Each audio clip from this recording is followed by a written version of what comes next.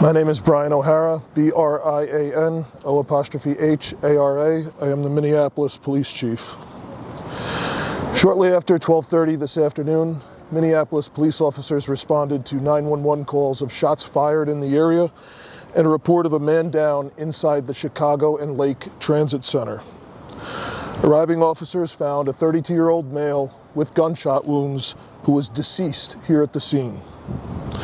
Preliminary information indicates that this began as an altercation between two men inside the bus shelter that then escalated into gunfire. The shooter fled northbound on Chicago Avenue, and our officers are actively searching for him. The Minneapolis Police is investigating. The MPD Crime Lab is processing the scene, and we are being assisted at the scene by the Metro Transit Police. Minnesota State Patrol and Hennepin County Sheriff's deputies also responded and assisted at the scene. The Hennepin County Medical Examiner will name the deceased along with the cause and manner of death. As another life has been lost to senseless violence, our hearts go out to this man's family and to everyone who is grieving today. We want our community to know that based on what we know right now, that this does not appear to be a random act. We have several leads that we are actively following, and I am confident with our investigators. However, we do need the community's help to solve this case quickly. If you were here, if you saw anything, if you have video, please contact the MPD immediately. You can also share tips anonymously through the Crime Stoppers tip line. We recognize that this shooting comes after a number of violent incidents that have shaken our city. Every incident compounds the pain and anxiety that people in our community are feeling. That's why our officers are continuing to work relentlessly, not just to respond quickly and to investigate as thoroughly as possible, but to try and prevent violence as we bring those responsible to justice. We hear and we share the community's frustration and grief, and we are committed to doing everything that we possibly can to continue to try and make Minneapolis safer for all people here. And with that, I'll take some questions. Chief, do you know if this is related to anything that happened last week, the other shootings? We do not suspect that this is related to anything last week. Thank you. Chief, we've heard from people in the area who say this has naturally been a problem area. Have you seen an decrease in calls in this area, or is this kind of isolated incident? So the question was that you've heard from people in the area that this has been a problematic area. That is true. I don't have data around specific calls, if there has been a spike recently, but certainly this is an area that has flared up in the past. I know within the last couple of months I was at a shots fired incident right here on the roadway. So you know what the argument was about? Was it a drug deal? Any indication at this point? Yeah, we don't have any information around what specifically the argument was caused by. I believe you mentioned, Chief, that you're still searching for the shooter. Yes. Did you happen to take somebody else into custody, or was that? So the question was if we took someone else into custody.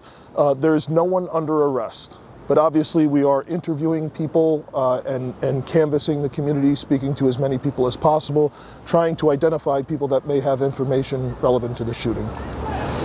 Is this just a particularly bad summer in Minneapolis? Well, I can tell you it's a particularly bad week. This summer largely has been better than what we've seen last year and the previous 3 or 4 years. But certainly this last week has been absolutely terrible.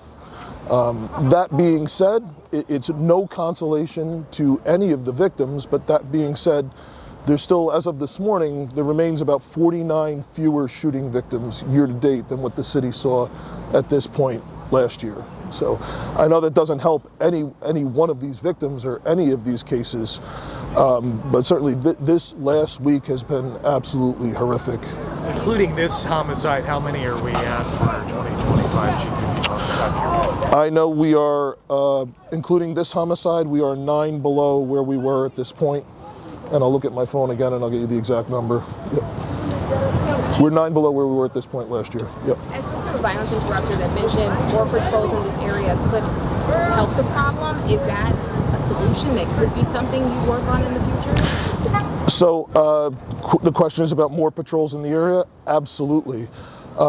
You know, we're getting help this week from the State Patrol as we have kids going back to school. And so especially as kids are going to school and coming from school, it's very important, obviously, that parents be able to feel like their kids can be safe doing that. That being said, the reality remains that this is a police department that typically had 900 officers all the way up to the start of halfway through 2020. And we're today 300 officers below that. So obviously, as we experience challenges around crime and violence that remain heightened, it is that much more difficult to have presence as so many things are being triaged. You mentioned this has been a particularly violent week, of course.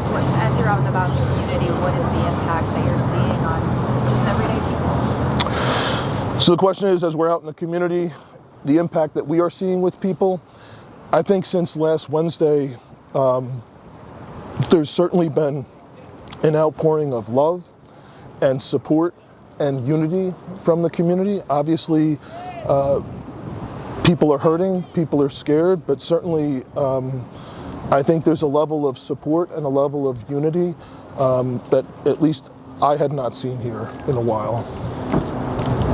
Chief, we saw one person taken into custody from the scene here. Do we know what their relationship to this was yet? So the question was, again, about somebody taken into custody. I have no information about anyone being arrested at the scene. I know we are interviewing people. Obviously, I know there are also family members who came to the scene, but I don't have any knowledge of anyone being arrested at the scene. I apologize if you already addressed this. Yep. I was a little late. Do you have any sort of surveillance video or Any what? surveillance video or images that can help? Yeah, so the question is about surveillance video. Obviously, it's an active transit center. There's tons of video that we have that our officers are going through and some promising leads. So yes, there's a lot of video. Did you get a vehicle description of how he took off, or he took off on foot, or? So the suspect fled the scene on foot, northbound on Chicago Avenue. There is no vehicle information. What was the information about the weapon used? I don't have any information about the weapon other than it was a handgun. And there's multiple casings that have been left at the scene here. Do you have any idea how many rounds were shot? So the question is, how many rounds are shot? There's at least half a dozen on the sidewalk behind me. But again, there may be others once the body is removed from the scene. Were there other people around that could have been hit with those bullets, that many numbers? There is no report of anyone else injured by gunfire here. Anything else real quick? Just if you have the number of where we are, Yeah. the number of homicides so far this year, including this incident today. Yes. I'll look. I just, in case that's not updated. Well, I guess it would have been updated. Including this, 42. 42. Compared to 51 at this point last year. Gotcha. So, Okay. Thank yep. you. Okay, thank you.